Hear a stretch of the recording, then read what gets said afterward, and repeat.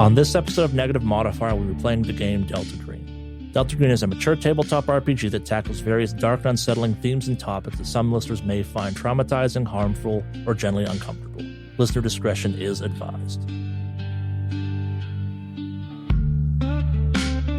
Hello and welcome to our post-show, whatever we call these things now, episode infinity, post-episode, fuck it, whatever. Looking back. Yeah, welcome to our post-show for Wellness Check.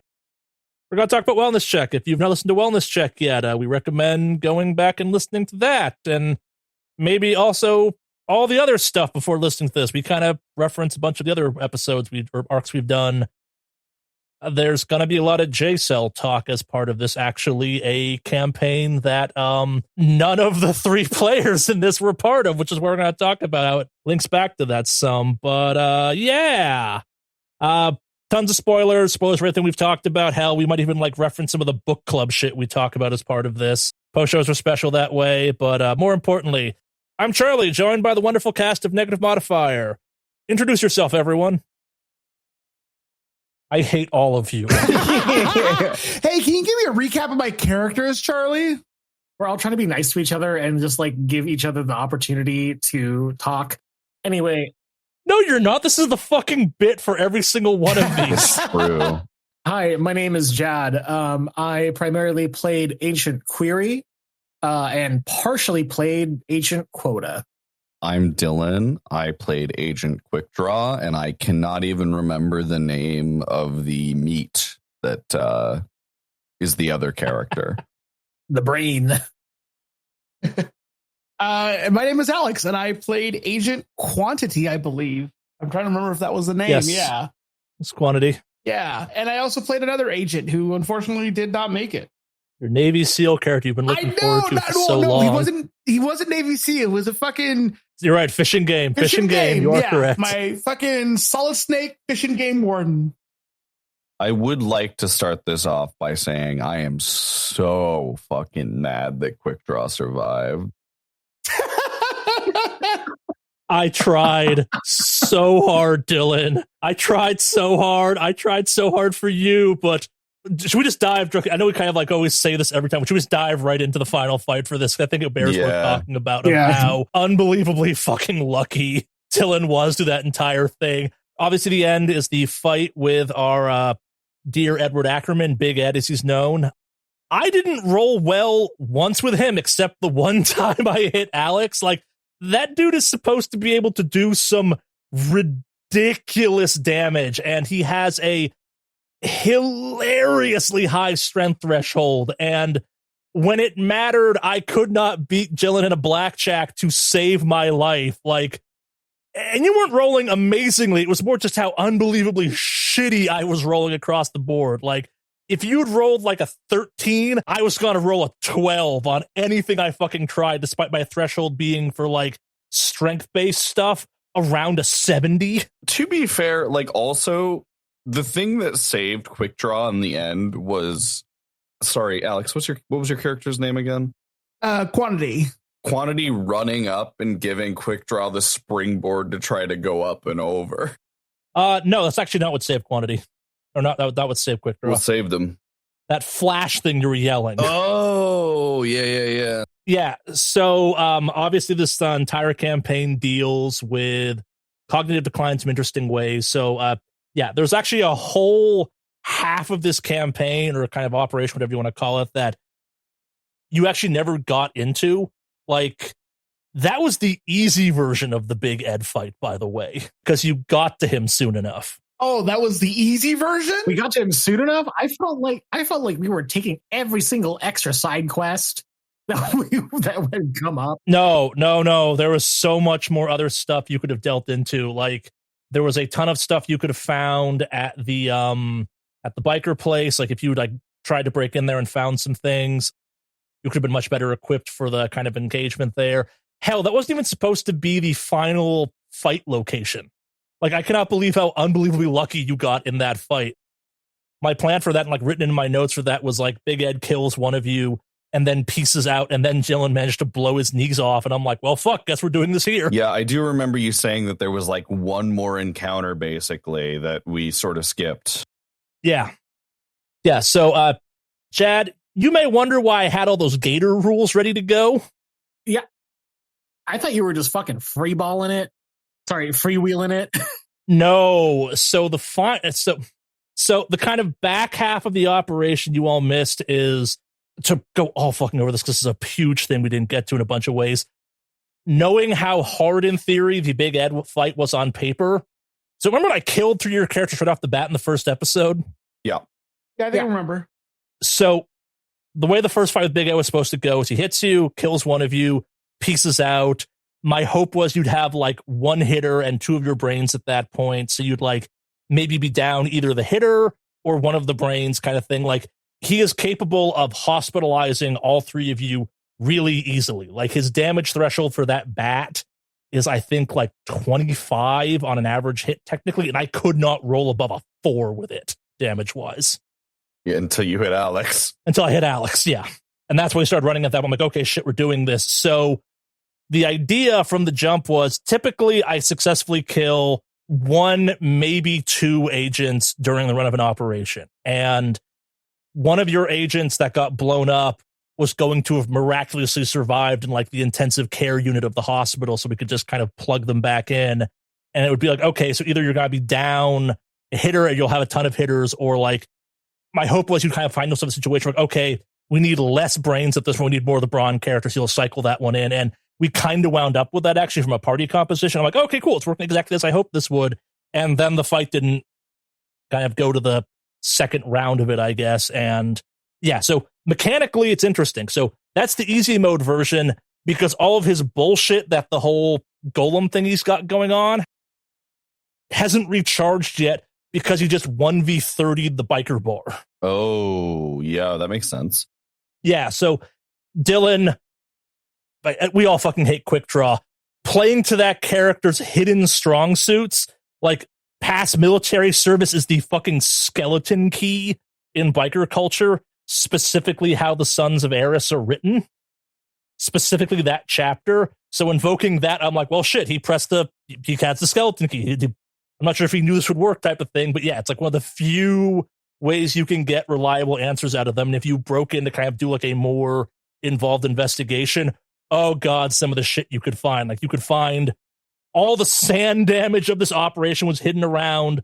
Okay, I think they're going to do this. Like you managed to weave your way around a ton of the sand damage triggers of like watching Ackerman get like hit with like multiple machine guns at once and then just like break people's skulls off their heads and stuff that was bare hands because he's amped up on golem juice essentially. Like there are 2 modes to him, basically human Ackerman and full powered Ackerman, and there's a cool off period. So like the first fight is supposed to be rough but not like impossibly rough. The second one you have to destroy the amulet basically, or he's just going to keep whittling you down. Like the healing factor's too high, the armor he gets from it is too high.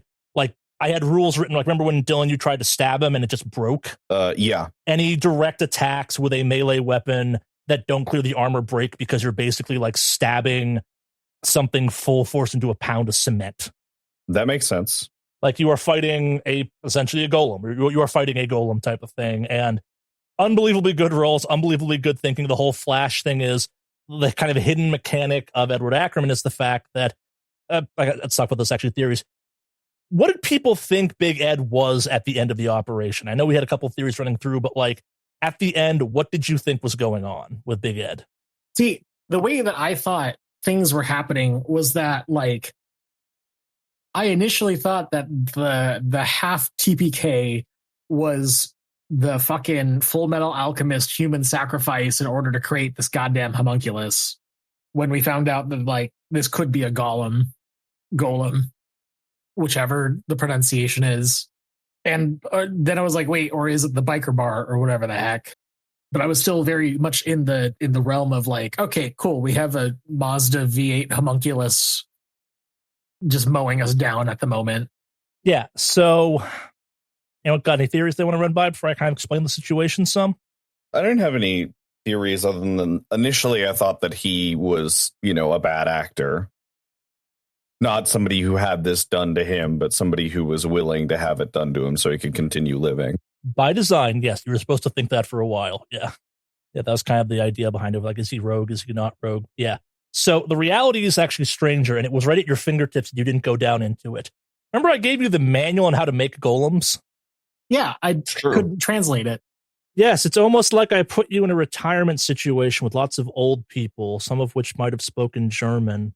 Also, timetables in the background. There's a couple things you could have done with that. You could have tried to find an expert on that. You could have tracked someone down. The team sent to kind of deal with that situation was going to contain an NPC called Daisy, who was going to show up, where I had a lot of fun coming up with a character that was going to be kind of like your super stereotypical country girl that's actually a UN translator that speaks 9 languages and is probably smarter than anyone else on the operation. It is an accent I was practicing for weeks in my car as I drove to work, ironically.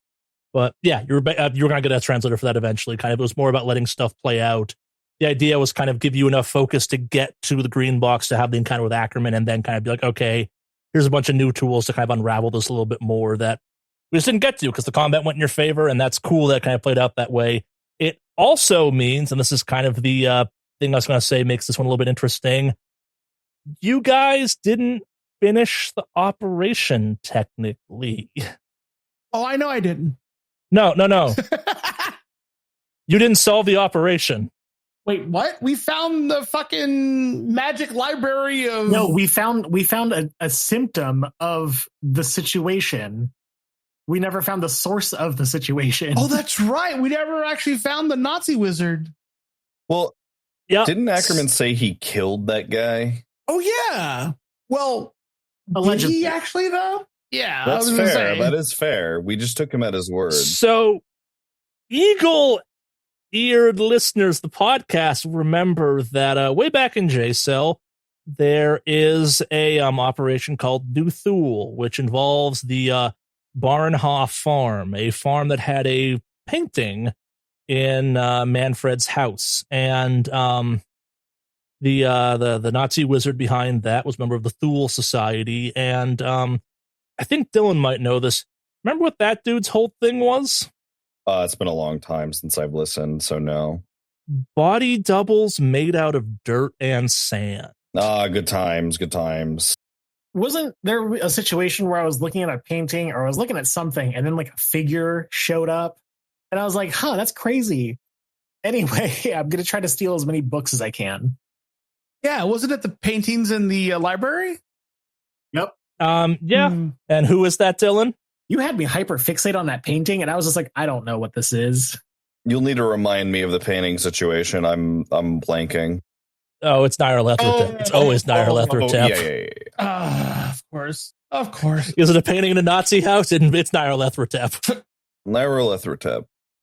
Fuck that guy. My buddy. With all the reference to fucking Dylan's characters, like, it's gotta be Nyarlathotep. Like, how many... We want to talk about Victoria real quick? I mean, we're gonna talk about fucking Victoria. It's gotta be Nyarlathotep. Like, why? Who else would it be?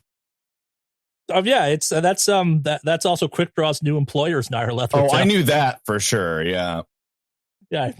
So this actually came up as we were talking about episodes. Dylan knows the lore really well, except for one very specific part of it, which is the part of the deltagreen lore I know the best because I love having agents kill Karoteki, however the fuck you pronounce it. I absolutely love having agents deal with them. And yeah, the new Thule is kind of a negative modifier invention that hangs out with them to a certain, or the Thule Society is something that kind of I've paired up with them as to be a more magical apparatus, I guess, of them or something along those lines.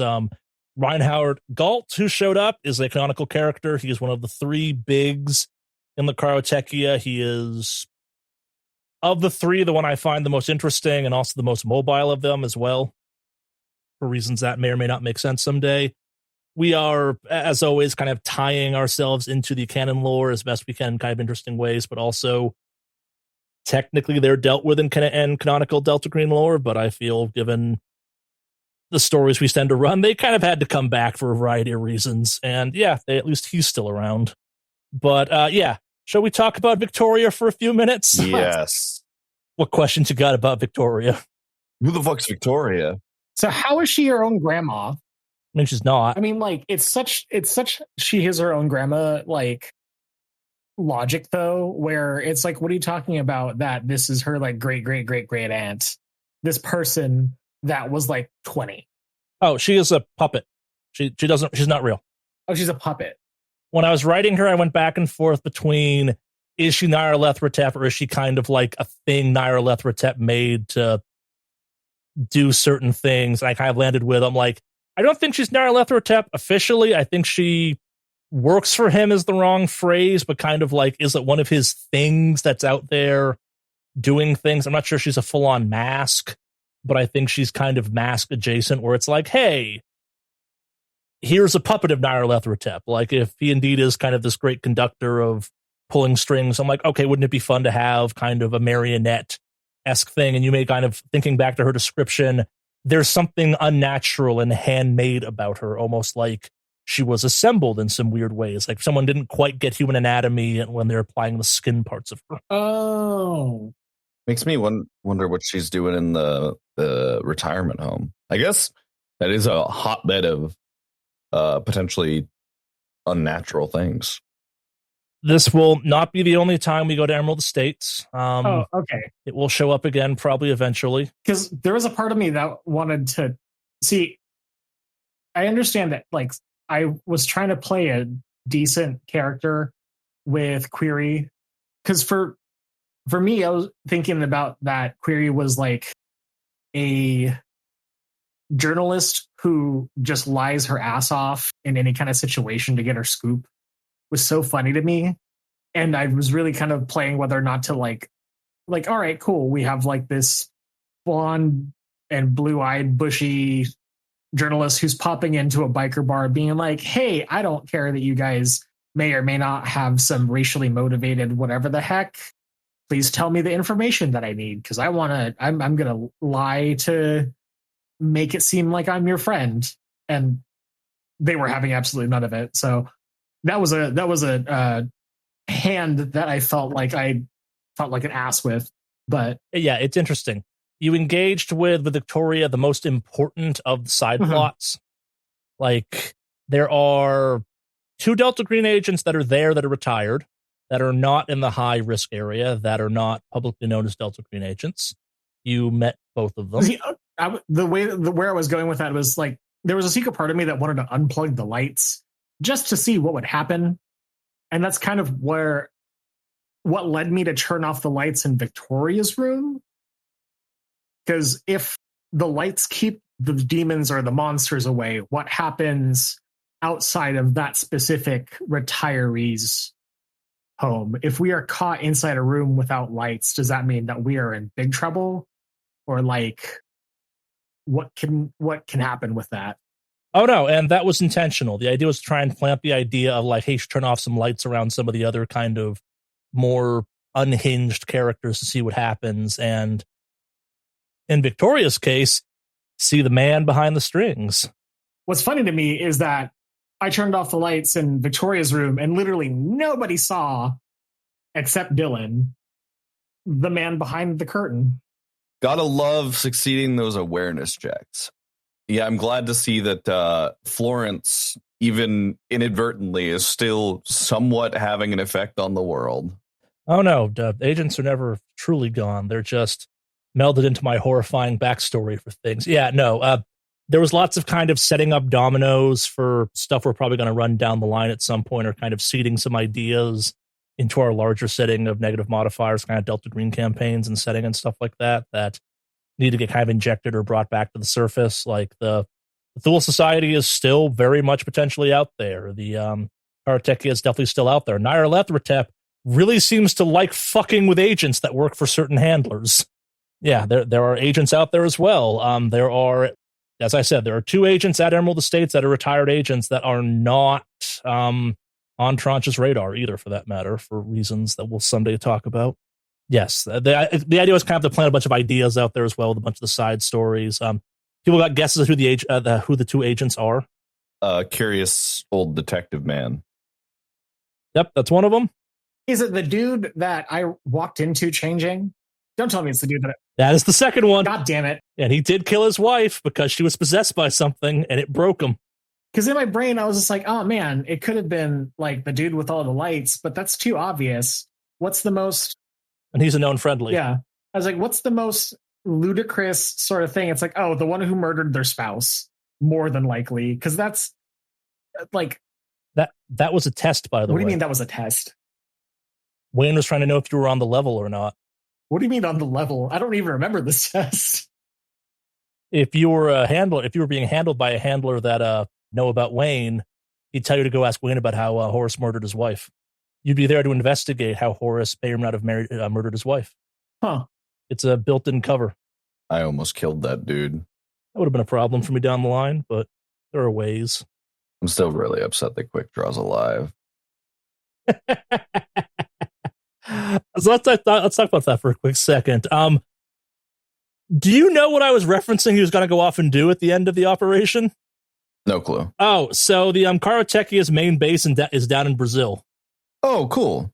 And in canonical lore at this point in time, it's not clear if they're still active or not. Reinhold Garth is now active in our setting, but Nyarlathotep kept sending you down there to see if his favorite cultists are still around. That's fun.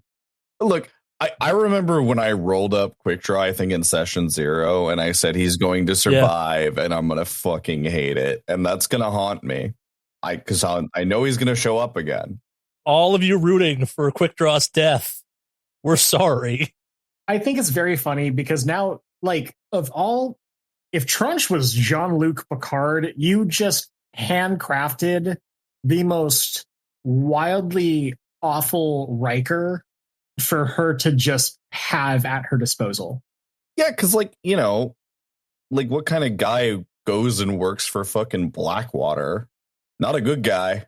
Someone will take a bat of silver from a strange man that may or may not be a Eldritch deity. Yeah, I mean, it's definitely a guy who has some issues. And oh no, I'm convinced that, like, if Quick Draw put some time into it, he could figure out how absolutely bizarre and possibly fucked his situation is. But he got handed a bag of unmarked silver coins, which is great currency to have. So fuck it. Who cares? I mean, look, Quick Draw realizes the situation is weird and probably fucked, but like that's future Quick Draw's problem. I mean, he joined a profession that, you know, he doesn't expect to have a super long life expectancy in. So, you know, the fuck it, let's ball mentality is kind of ingrained in his head. Yeah, so that's actually a good thing for me to run back on a point. So going back to Big Ed for a quick second, and I promise to make my transition make sense for a second, in a few minutes, I mean. So what happened with Big Ed is he does get golemized, and he gets kind of reverted back to him at his peak form. The issue is it fixes his body, not his mind. And you are fighting against as was established multiple times, a cognitive declined, sundowned person that's violent and not capable of really kind of cognitive human thought, with all of the power he had as a kind of at his peak, plus a bunch of eldritch strength on top of that. So that's kind of what's going on in that whole fight. And it's capable of triggering him back to cognizant type of thing. And Quick Draw, given his whole kind of background of having military stuff to reference and things, is in a bizarrely, weirdly good situation to have those mechanics work in his favor. In a very dark, weird, fucked up way, it makes sense to me that of all the agents, Quick Draw is the one that survives because, like, he's in a lot of ways kind of like Big Ed. Big Ed's in some ways an idealized picture, a kind of like perfected version of who Quick Draw is on paper to a certain extent, but they're not that different in the grand scheme of things. Yeah, I mean, I think you're right. It does make sense that Quick Draw is the one that survived in the end. Still think it's incredibly funny that the only reason he's the sole survivor is because Query ran out into the Florida wilderness and got eaten. Sometimes you just got to let the dice tell the story. It is just very funny. I will say that the dice does a phenomenal fucking job at telling the story. And when we do our games here, it never misses. I mean, this is the second environmental death that I've experienced, I guess. Yeah. So probably since I had all the alligator rules around, I guess, is once you had the fight with Edward, you were supposed to kind of have an extra body. You were supposed to have a body you had to deal with and stuff like that. And one of the resources you'd find in the green box was a directory of local contacts and stuff like that with useful information, which was then supposed to lead you to a resident at the Emerald Estates who used to own a nice, fancy outlaw contact point called, and I need to get the name right for this because we never got to it. That makes me a tad sad because this is a favorite dumb thing I've invented for one of our operations. Max's Mighty Bites, an alligator farm experience and family destination. Home of the world famous Death Rollin' Bowl. This is so like fucking a Goofy movie possum Chuck E. Cheese coded. What the fuck is Max's Mighty Bites? I'm so sorry that you were not able to debut that in like the main storyline. So, have any of you been to Florida? No. No. Yes. Briefly, Orlando. Okay. Did you get anywhere near the Everglades? No, I was strictly on Disney property the whole time, Yeah. pretty much. So there's a large national park kind of, I want to say in the center of Florida called, but it's mostly there, called the Everglades. And the Everglades is famous for having a fuck ton of gators in it. Florida in general is famous for that too, but Everglades has like a lot of history of like the mob going out there and dumping bodies and stuff like that into the Everglades where the gators would eat them. It is also home to a bunch of, or not so much these days, but at one point in time, these unhinged gator experiences. And one of my favorite memories of being in Florida ever was when I went to one of these like that were still around. That was a gift shop, fan boat rides out into the swamp to look for gators and stuff like that, which was cool. A big nature path you could go around and encounter gators potentially. And one of my favorite things in Florida is that to this day, a couple of these kind of gator shacks left, and they're mostly kind of like educational national park things. They are occasionally staffed by unhinged individuals. And one of the times I was in Florida for work, I went to one of these things because they're always kind of fun and saw what can be best described as the greatest gator show ever put on by man. And by gator show, I mean it is typically like a feeding show. It's a dude, often in jean shorts and a vest and a hat, no shirt, and like flip-flops or no shoes type of thing, in a pen of some type or kind of like in a viewing area with a gator, throwing them chicken, and they kind of do stuff, and they're showing the fact that like gators can't open their mouth all that well, and you can like keep it closed with like your fingertips and stuff like that. And depending on who you get for this, you get kind of like a show, like a kind of like off-brand Crocodile Dundee type of situation.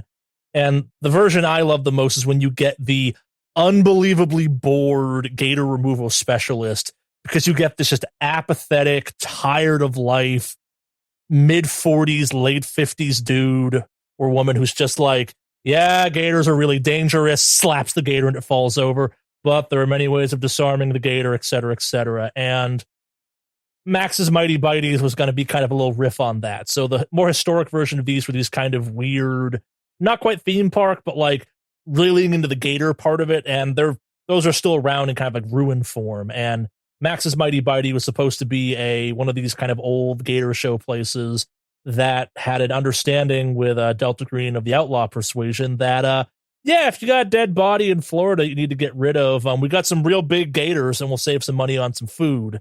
And you can track down the former owner of Max's Mighty Bites, who is a resident at the Emerald Estates. It's just kind of a general person that retired to there.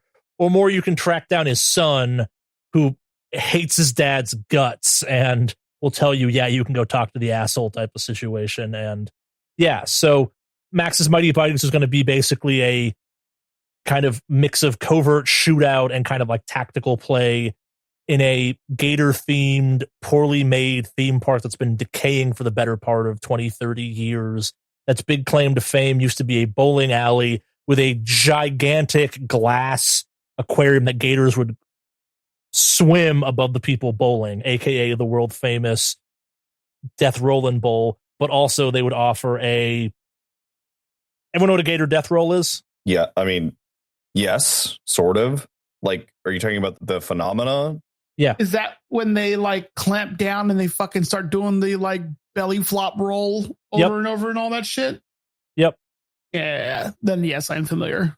So the main attraction of Max's Mighty Bite was going to be a bowling alley. Instead of kind of standing at the end and you bowling normally, you would stand on a log that would rotate in a pool of water that had gators in it.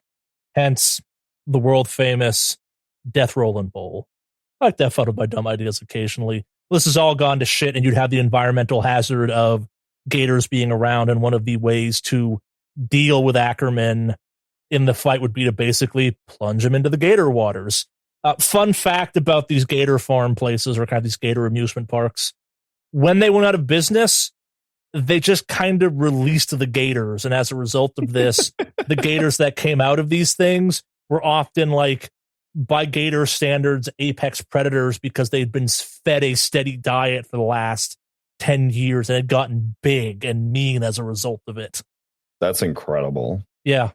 We got some of the kind of more important aspects out of it. Like, it is possible to kind of get with a couple things you could have uncovered as part of the research. Like, you had a whole literal Eldritch library to kind of go through with some help from Daisy and some other stuff you could have researched. Like, the idea was basically kind of set this up, have Ackerman beat the shit out of you, establish him as a threat, and be like, okay, we can't fight that thing directly, or more of us are going to die type of thing.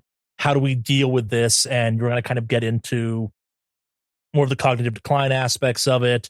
A lot of the kind of like, okay, here's the mechanics of how the whole like kind of amulet thing that makes him a golem works. So one of the things that people may have noticed, the Thule Society is a big focus on prolonging life indefinitely, or kind of like blank bodying yourself into something that lets you operate as a human long after you should be dead and stuff like that. Like Herr Felder back in J-Cell had an urn that was doing a golem thing.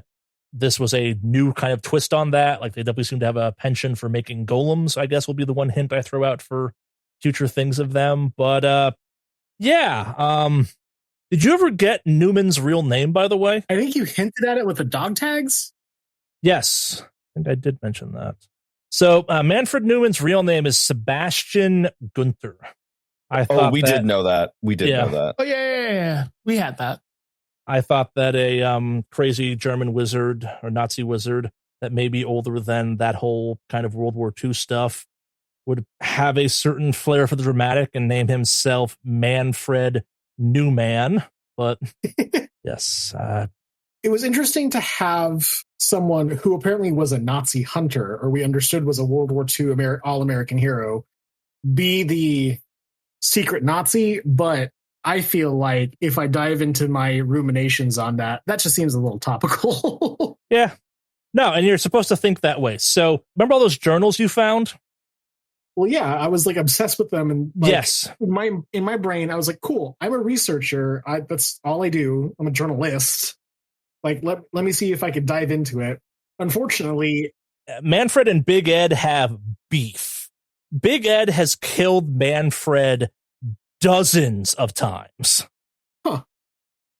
Yeah, like this. So let's talk about what Manfred's up to.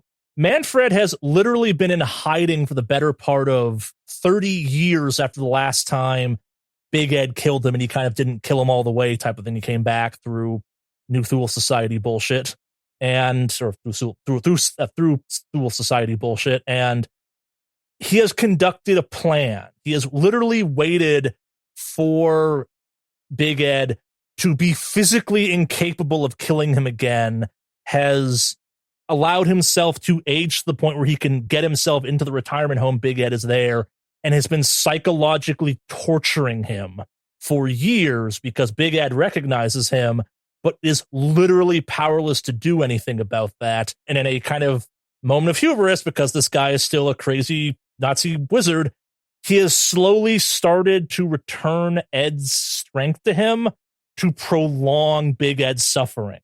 He did not make it to 100+ years old naturally. He is that old because Manfred gets off on keeping him alive to gloat at him on a daily basis. It's some weird Joker Batman shit, man. Yes. Oh, no.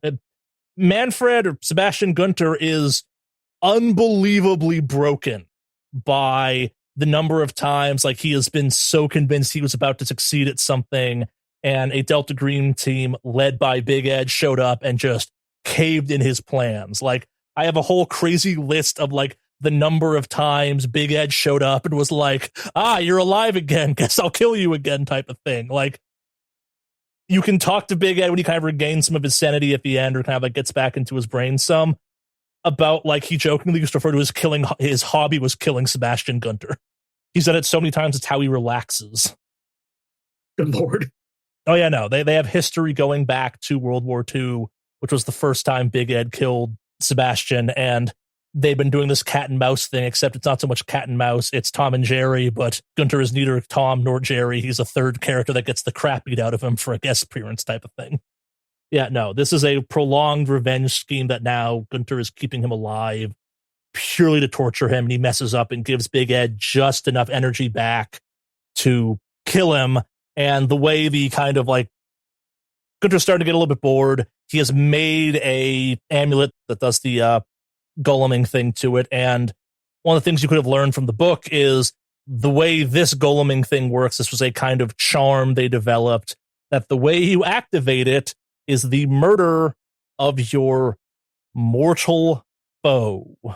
And by killing Gunter enough to trigger this thing, it kicked Big Ed into kind of golem mode, bringing him physically all the way back to full health and kind of perfect health, but not so much fixing his mind, 'cause it's not designed to do that.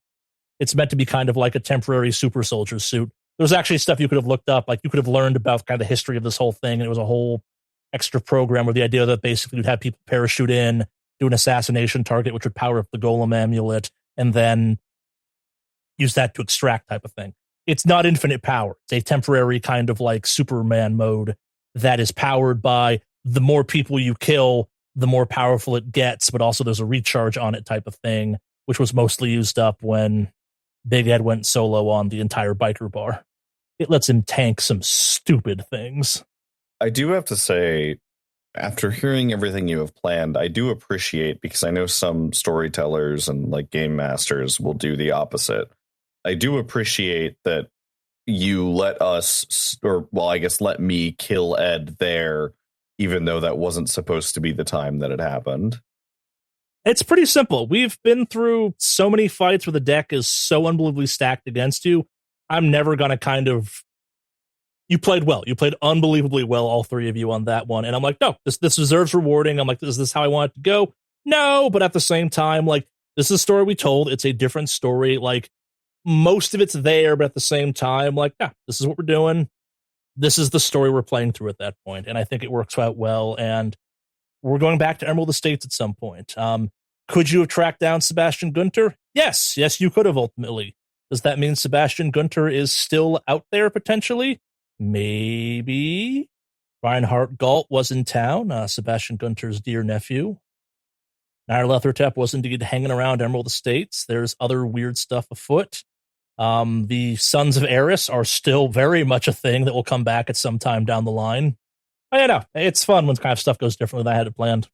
Hey, Charlie, would that fire alarm activating the sprinklers thing worked had it gone correct? I figured he was made out of dirt. He's not made of dirt. It's more kind of like empowered, I guess, is the way of thinking of it. All right. So one of the things you could have gotten into is that, like, the myth of the golem is many-fold, and it's not just the Jewish version is one thing. Like, it's oddly one of those creatures that, like, most cultures have some version of artificial super soldiers from, and they're kind of like dragons in that they have a weird amount of overlap despite having cultures that never met each other, like, not just geographically, by like hundreds of years apart, where it's like, there's a lot of oddly strange similarities across a bunch of these things. Like, again, not saying dragons or golems were real, but it's kind of fascinating that multiple cultures invented kind of the same mythological thing over time in multiple instances. This is a specific one that kind of like plays around with the idea that, like, it's not so much that the golem was a fabricated thing, it was a person given fabricated qualities, I guess is the way of putting it. Like, I'm blanking on which culture I pulled this from, but it was the idea that, like, the golem was a warrior that was elevated to have, like, skin like iron and the strength of, like, 100 men and stuff like that. It was more kind of like, hey, it's going from the, okay, what would the Nazis be interested in building a field manual for to manufacturing kind of thing, what would they want? Super soldiers. This is the super soldier version of a golem you could just kind of strap on anyone and have it be functional. Gotcha. It's not the best version of a golem, but it's a golem version that could be beneficial in like a mass-produced type of way. Because it was very interesting to kind of get to that fight and have a brain that really just has no use or no business trying to fight a super big Ed. I did feel absolutely like I'm trying to write an episode of Wacky Racers with just me digging through whatever the fuck was around. But not all of us can just whip up the gun luck of Florence. Listen, on a whim. I was going to say, like, that's how I felt with Florence in every fight. But for some reason, Florence was surprisingly competent in most fights. Never discount Dylan rolls when it matters. Yeah, no, it was kind of fun having that play out differently. I'm like, oh, shit, they're doing it. Yeah, again, we don't record the video on this, so it's me sitting here being like, fuck, they're actually doing it. I should have made Ackerman harder. I love how your initial reaction was like, oh, man, that was too much of an easy fight with like a 2 out of 3 player death. I mean, I only killed one of you. The Gators got the other one. That's just a stage mechanic. Not in the game. In Florida, I mean. She's still dead. She's still dead. Allegedly. No, she's dead. Florida got her. Die in Florida. You're dead. Die in real life. I mean, just throwing this out there. Oh, how I do wonder what a crazed Nazi wizard obsessed with prolonging life and like necromancy and stuff like that might do with a place like Florida, home of many, what I'm going to jokingly refer to as murder swamps. Yeah, what happened to Quantity's body? Did you dispose of it or did you just leave it for the cleanup crew? Just left it. Oh, speaking of that, Jad, how the fuck did you miss the name of the joke in the name of the location you were at? What joke? Blancheville, Florida? Blancheville? Golden Girls. No, yeah. I mean, like... retirement home. Okay, to be quite honest, I thought that was a real place.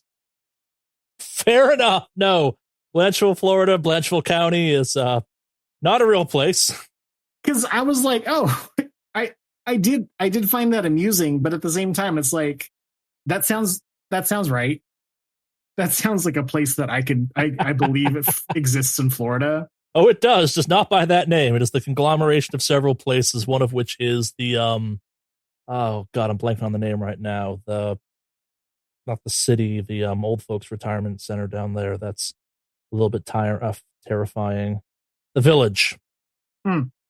See, now if you had gone like, oh, this specific location is on Rose Place in Blancheville, Florida, I've been like, that's just fan service at that point. That is egregious, my friend. That's fair. That is fair. Oh, and for those curious, the code name for the code number for the green box, the 689. That's the area code of one of the theme parks down there. That'd be a fun little Easter egg for people that were going to go crazy on that one. The green box is the visitor center for that weird mouse-related theme park, water park that ended up having like fucking flesh-eating protozoans or some shit like that. Maybe. Who knows? Yeah.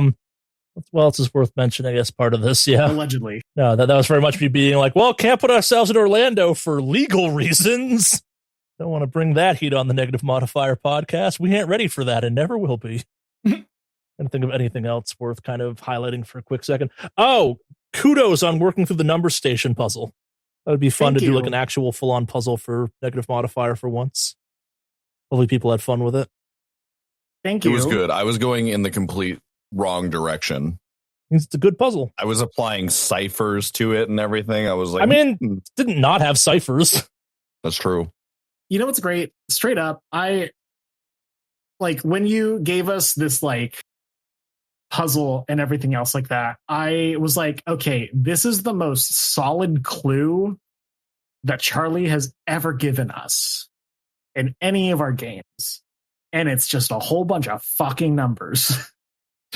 I don't know, like the shopping list for the cannibal feels pretty up there in the solid territory, but yeah, different strokes, I guess, at that point. Yeah, no, it was fun coming up with that one. But like with this one, it was like, all right, we had a mysterious Nazi wizard library that I can't read. We had a whole bunch of retiree NPCs that have a very interesting and convoluted like network and backstory. And I'm not about to dive into that dating sim. I'm just going to hyper fixate on this numbers game. And I think I just had to like do that weird, what is it when you replace a letter with a number? I feel like there was a specific key or specific cipher, like whatever the heck that was. I mean, that was the solution ultimately. Yeah. Yeah. Because I was doing that, and then until all of a sudden I realized, like, oh, the first two numbers are the same, or there's always two numbers that exists within the fucking 26 numerals. Oh shit, they're states. Oh, I felt such good. I felt so satisfied being able to get to that conclusion. Puzzles are hard because we're doing a podcast. I can't just let you kind of like sweat your way through or kind of like have weeks on end to try and piece on. It's like, no, it has to be doable as part of a recording session, and kind of like it makes sense for your characters to be able to like roll stuff to get hints and stuff. So I'm like, okay, I want this to be hard enough that they can't just like blow through it. It needs to make sense. There has to be a logic to it, but also like it needs to be within the logic of, hey, players have to crack it. This has to be something that kind of can exist within the world of like, yeah, people don't know what the fuck this is. And it's like, well, yeah, unless you have the phone number to call, the number station is pointless. It's like, how do I make a mid-level puzzle that's solvable within one session for a group that will take a one-shot that ideally should take 4 hours and stretch it to 6 episodes? Yeah. It was fun. That's what you get when you want thorough work. No complaints. Always when my work is appreciated. And the fact that like it was you could hear Dylan's like level of lock in on, I got a fucking number puzzle to solve. It's go time. And I hate that my character's an idiot. Mm-hmm. I can't be smart, motherfucker. It was fun playing an idiot for once. You know, like I've done it twice now when we played, I can't remember what the game was called, but it was the one shot we did in the Lover in the Ice theme park. No, the theme park. Oh, yes. Terror, whatever it was called. Yes. Yeah. I was playing the idiot jock. That was fun. And playing quick draw as an idiot. I mean, I hate quick draw, but it was kind of fun playing, you know, somebody I hated. It's kind of funny because you start off being like, oh, God damn it, I'm stuck playing quick draw. And by the end, you're like obviously having fun, where it's like, I hate this character, but like, fuck it, we ball. We're in a fight? Okay, let's do some cool kickflips. See how this works out for him. It was fun playing a character that was like just purely built for combat and seeing like what you can pull off when you're playing a character that's like purely combat based. And it's a good fight too, where it's not like impossible tentacles or kind of like overwhelming force. And if it hits you, it's big, but like it's a cool kind of like action movie fight of like, no, it's the big boss and it's hitting you with a bat and shit like that. Yeah. I mean, again, I think that I would have died if I hadn't been able to kick up over Quandary. Oh, you got so lucky where you were trying to do that, and I actually fumbled on trying to hold you down. He has a mechanic that if he kind of like resists a breakaway attempt, he's going to suplex you into Quantity. 2 for 1. Yeah. Oh, man. Yeah, basically it's going to be kind of like a wrestling move, like what's the move, Jad, where you kind of like hold the person up and slam them down? Oh, like a power bomb? Yeah, he was going to power bomb you into Quantity. Nope. Instead, I left him a target right in front of him. No, then the kind of play of like going after the kneecaps, very smart, because he resists a lot of damage if you're kind of hitting him in general. If you're targeting one small area, if you kind of figure out some of the mechanics, like you could have in the book, it would have been like, yeah, the weakness of the golem is that like it's good at resisting damage across its body, but like focusing on specific locations, it's very weak against that. Yeah, that was. Is the golem over 30? Aim for their joints. That was sort of my idea, is like, you know, I was hitting him with a shotgun, which was doing a lot of damage, but I assumed it wasn't doing it was reducing the damage quite a bit. So, you know, logically, I didn't want him to get away for one. So even though he's running full bore, if it didn't destroy his leg, it'd probably slow him down or throw him off balance. I got lucky enough to, I think, twice hit him in the leg. You got some overwhelmingly huge damage numbers too. Yeah, exactly. And that sent him down, and he kind of gave up after that because he had gotten a kill too. So pain clears the head some too. Yeah. I don't know. Big Ed's not evil or even a monster necessarily. Like, if you dig into him, he is very confused as to what the fuck is going on. Like, not that spoiler since it didn't happen type of thing. Like, if you defeat him the way I thought you were going to, he asks you to kill him. He is not happy. Like, it's one of those ones where he's like, what have I done? Oh, this is bad. Like, I cannot be allowed to keep living like this. Also, like, I have become an operation. I never wanted this.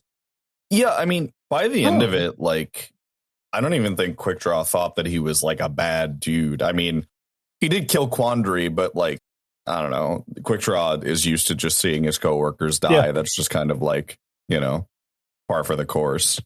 I had a real moment at the end of the operation where I was like, would Quickdraw go after Query into the Florida wilderness? Because he has a little bit of survival. And I was like, no, I think he's too selfish for that.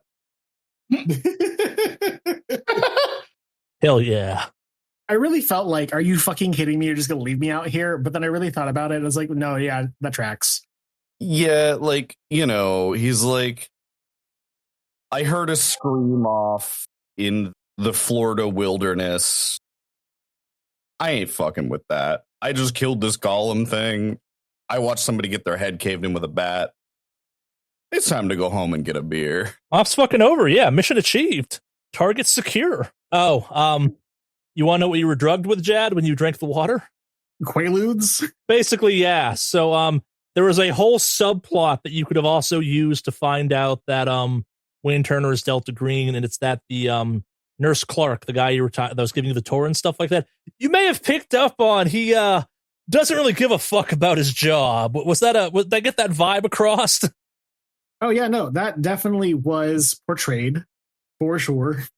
So one of the paths you can go to get to the Sons of Eris is that Nurse Clark, his main job is actually stealing medication from the elderly to then give to the Sons of Eris for resale. You know, the good stuff, the painkiller stuff.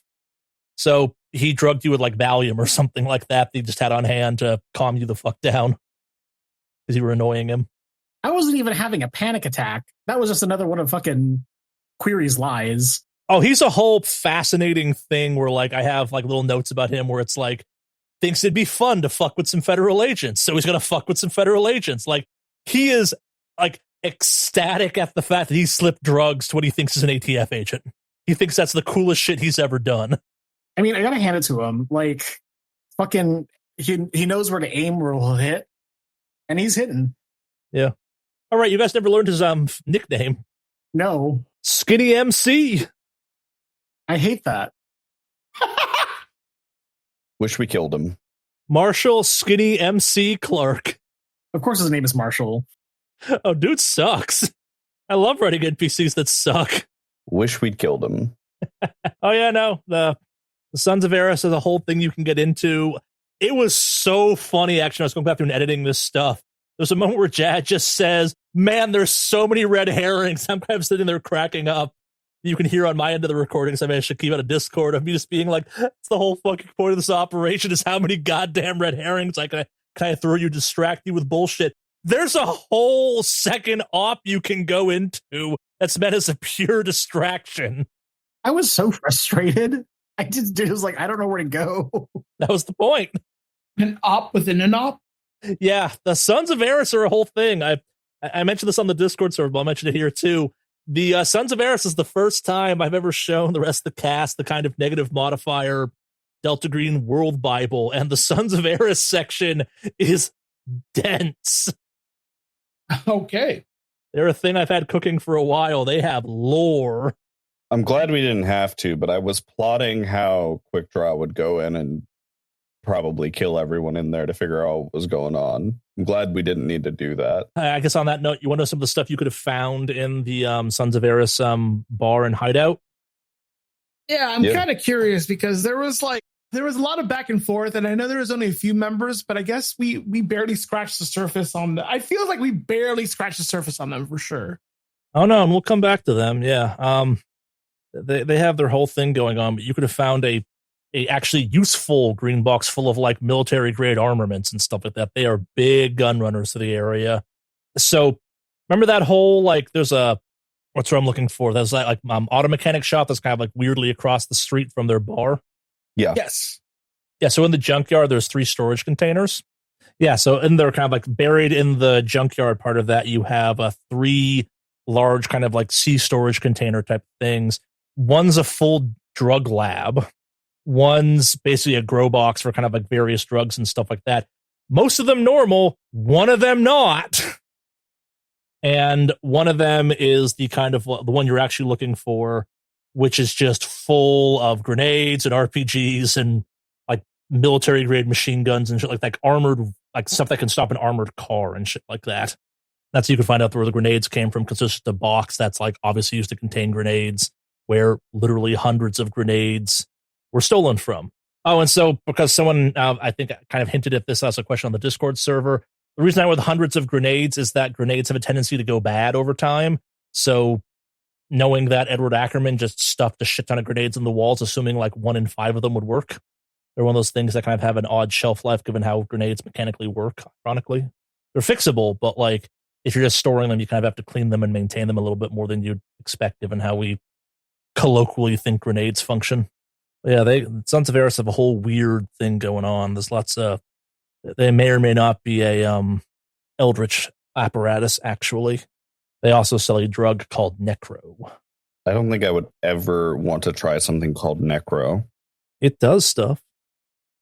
The curious chaos gremlin in me would absolutely just feed it to somebody. But I had a weird sort of like, well, I already lost another guy, so might as well like keep Eerie. Yeah, Necro comes in small injectable vials. It is a black soy sauce inky-like substance. That is exactly what I pictured when you called it Necro. Oh yeah, 100%. This is some fucking Venom symbiote shit.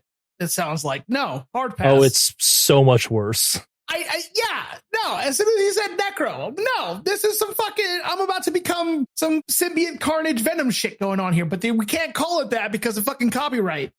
No. Necro is the cure to what ails you. If we had gotten some Necro and we stabbed it into Big Ed, would I have just made him worse? Oh, I don't like thinking about what that would do to Big Ed. No. See, knowing Charlie, what this is going to happen is we're going to have to inject ourselves with fucking Necro so we can go toe to toe with Big Ed. And then once we take care of Big Ed, we have to fucking kill ourselves in this instance. That's what I'm picturing. Oh, no, because Necro's not actually a drug, right? It's probably some sort of some like vector or whatever the heck. And now we're just combining like our deltagreen ops unwittingly. I want to explain so badly what Necro does, but I don't want to ruin it for further down the line. When Necro becomes a thing, we're probably going to deal with at some point. Because the idea of stabbing Big Ed with Necro never occurred to me. And the idea of what would happen if you did that is fucking terrifying. You know what? Hell yeah. Speaking of what we're doing next, I don't know if this is part of the post show, if you want to cut it out, or do you want to talk about this after? I was curious what the plan is for the next thing. So a little fun fact we're going to talk about now. We have a little Christmas holiday episode, whatever the fuck you want to call it. It's very Christmas themed because I enjoy ruining holidays. Coming up, it was recorded before we did this because, as Jad alluded to earlier, this one shot will be super quick and won't take that long. It did. It's like 7 recording sessions long, which will be like probably like 10 episodes long or something. So that'll be the next thing that goes up, actually. And then we'll be kind of caught up on that. After that, probably more Delta Green because we seem to enjoy Delta Green. There's some other stuff we may toy around with, though, first. We're kind of batting around some ideas. We may take a quick break from Delta Green to play something else for a little while, but probably something in the vein. I have our next quick op, which here's the problem. We're at a fork where the next thing I really want to do is our next big campaign for Delta Green, but also we've played a lot of Delta Green lately, so maybe it's time for a little variety. There's also a quick burn Delta Green thing that's shorter, but it's also be fun. Part of me also kind of wants to do the next Emerald Estates thing, which will not be as long as the other long thing, but it will also be another multi-chapter affair. But also, we haven't played Cult in a while, and they just released something called the therapy session or something, and Jad does enjoy committing malpractice. But also, we have a couple other things kicking around in the background. There's some other games we've talked about maybe messing around with or returning to or something along those lines. And we play a lot of Delta Green. We are definitely not just a Delta Green channel or podcast. I guess before we kind of start closing this out, any more questions about Wellness Check you want to go into? So this is the saga of SL. Are we going to continue kind of churning out agents for SL to kind of get through how we go, or are we going to be revisiting some other stuff? I mean, like, I guess with Alex and I, we definitely would have to kind of make a new one, seeing as how all of our agents are dead. So this is Q-Cell, and the Q-Cell agents will now be recycled down into S-Cell. S-Cell is kind of our... Oh, sorry, Q-Cell. Sorry. Yeah. So sorry. We're going to recycle Quick Draw down into S-Cell, but also maybe not, given how Quick Draw ended. I'm still kind of debating that one.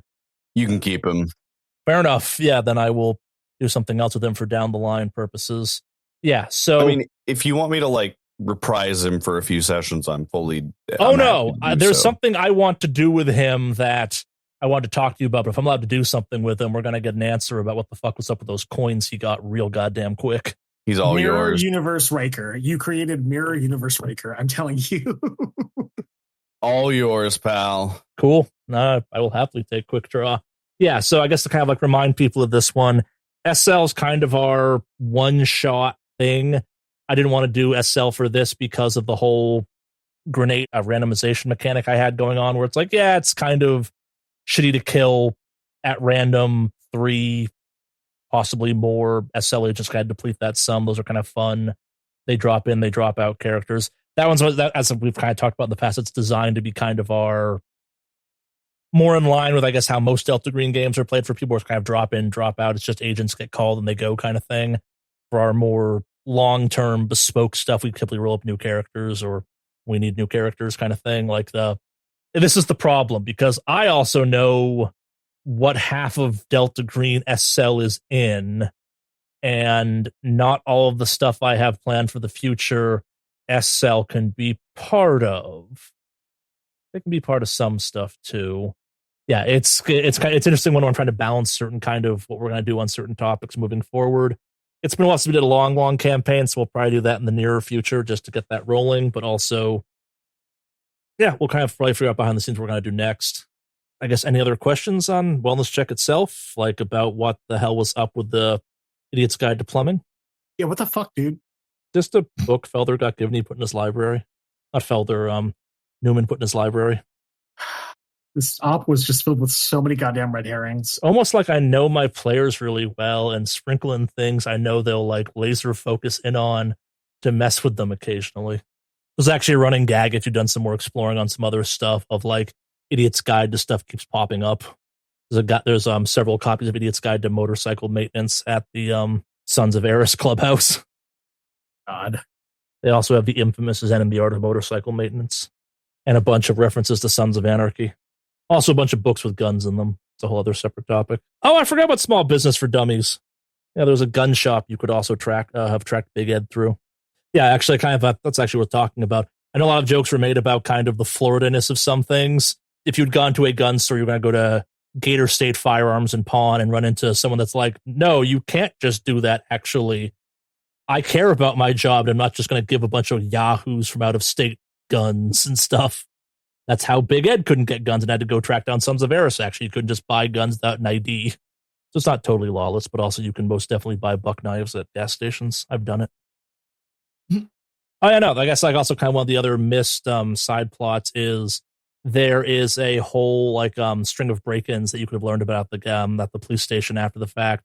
That's Big Ed slowly gearing up for equipment. Like he breaks into the Bladeside Mall to steal clothing, suit, camping gear, all that type of stuff. He breaks into something called Bastion Security Supply to get a laptop, some mobile networking gear. Like, Big Ed, despite being Big Ed, is kind of smart when he's lucid type of thing. He is a fantastic agent, is kind of slowly trying to assemble resources for an op you can use to track him as he's kind of stealing stuff to get himself set up. Many paths to explore. But yeah. That's it. Got any final thoughts on Wellness Check? Justice for my fucking fishing game warden. I really want to try to play him again sometime. I know he's dead, but I might recreate him because I really wanted a chance to play him. Oh, well. The son. Listen, well, here's the thing. There are many fishing game wardens in the United States. I know, but there's only one of him. I know, there's one of him. I'll just have to recreate him. Here's the thing. He just died, so now his position has opened up. True. And to be fair, if the saying you're 1 in a million is true, then there are quite a few out there just like him. Yeah. And Tranche is more than prepared to send wave after wave of highly valued yet expendable agents, and she's going to be like, fuck it, another fishing game warden? Screw it. Fair enough. Yeah, we'll see. I will warn you, if you do that, Tranche will make a lot of jokes about, like, the last one of you I had didn't last that long. Maybe you'll last longer.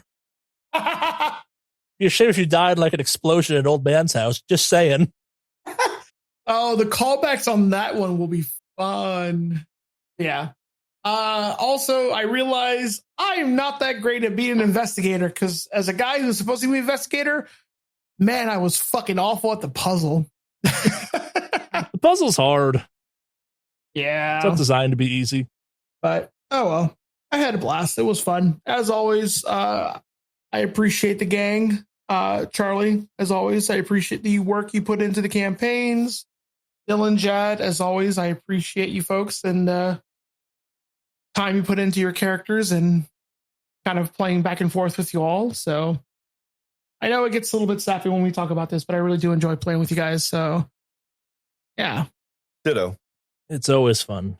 I always feel like it's just great to kind of find how we're just churning out characters, but still like connecting with them in ways that we didn't expect or we regret that we're connecting with them. Dylan, I can't speak for you and your connection with Quick Draw, but Quick Draw felt so real. Dylan has so many Punisher tattoos now, courtesy of Quick Draw. God, dude, I want him. Oh, I want a very indignant death for him, but I don't think I'm ever going to get that. I got you, buddy. Oh, I got you. Like Quick Draw. I appreciate you.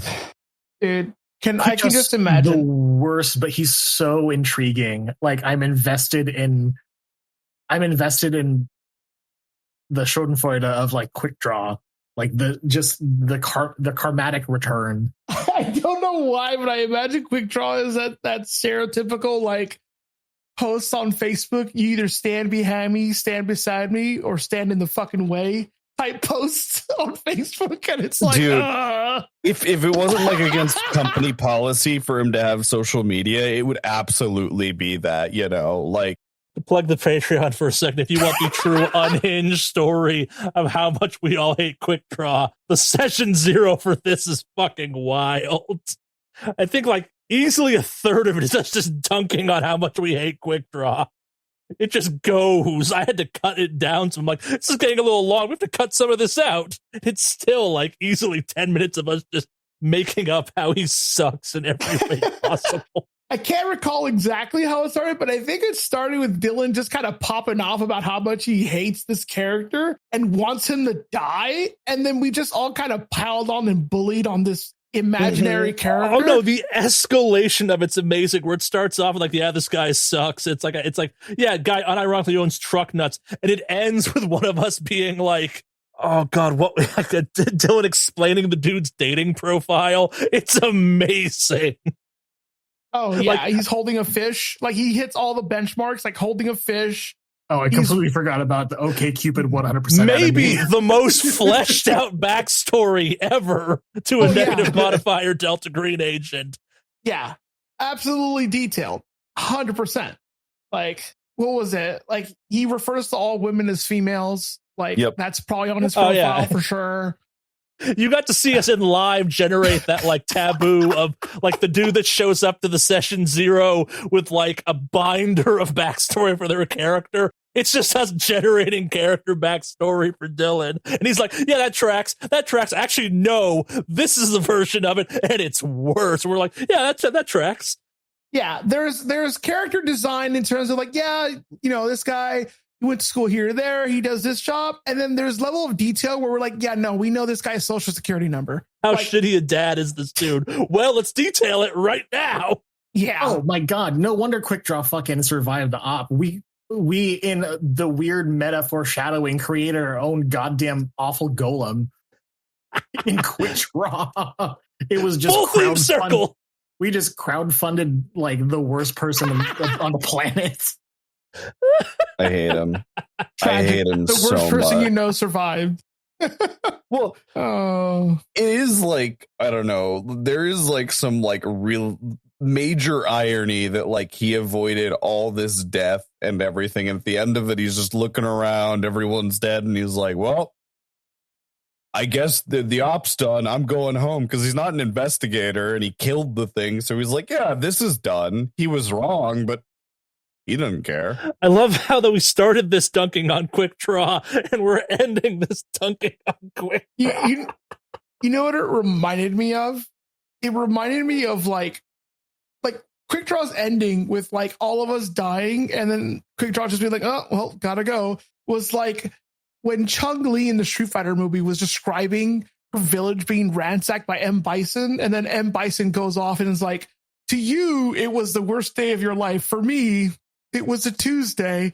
And like, that's curtain drop. End of scene. Like, that's essentially how it goes down with Quickdraw, is what it feels like. No, that's what I'm imagining. I'm realizing it that like Quickdraw is the exceedingly toxic, really shouldn't be using it anymore. Like, why do they still sell this at stores? It's killed so many children and animals. Glue that holds the team together in the worst way possible. Hey Dylan, how many Big Dog shirts does Quickdraw own? We made that joke already in the session 0, I think. Big Dog. We said Affliction as well. Like, you know, he's you're right. It was Affliction. It was the number Affliction shirts. Yeah, too many. And this is when we spill the chemical X and just oops, it's the Powerpuff Quickdraw. Yeah. It is like very interesting to like imagine Quickdraw just walking around that final green box with everybody dead, reloading the shotgun slowly, like, yep, this sucks for them. Get in the car and leave.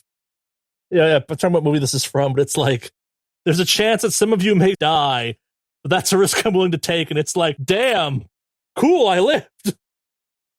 Sucks to be y'all, I guess. Yeah, I mean, to be clear, like, Quickdraw knew his job was to keep the investigators alive, but after they're dead, he's like, well, I guess I'm the only one left, so I got to keep myself alive, and the rest don't really matter anymore, so.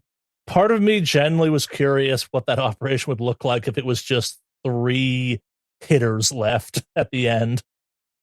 I think a lot of intimidation. Yeah, a lot of fucking dick measuring contests, nothing getting done. We're going to fight those bikers. Yeah. You just see a bunch of angry dudes fucking clotheslining the helpers at the fucking old folks home because we aren't getting our way. I hadn't even mentally prepared for having to have like the NPCs react who like, wasn't there someone else with you a day ago? What about it? Yeah. And it's like, what are you talking about? They're in the bathroom. Yeah. We left the nerds back at the hotel room this time. It's like, you're right. There was. And if you want to come back to work tomorrow, you'll stop asking questions. Oh. Was something you want to become? Oh, man. We're not going to have a better outro than that. Thank you for listening. If you enjoyed this, please support the Patreon or tell all your friends about us or whatever along those lines. Help us grow so we can victimize other people with this unhinged show we're doing at this point. I'm Charlie. Thank you for listening. It's always awesome people out there listening to this. Thank you so much for doing that. And more Delta Green to come, and then we'll figure out what the hell we're going to do after that. So, see you on the next stop, I guess. See you later, nerds. Ciao, boyos. Hope you survive this experience.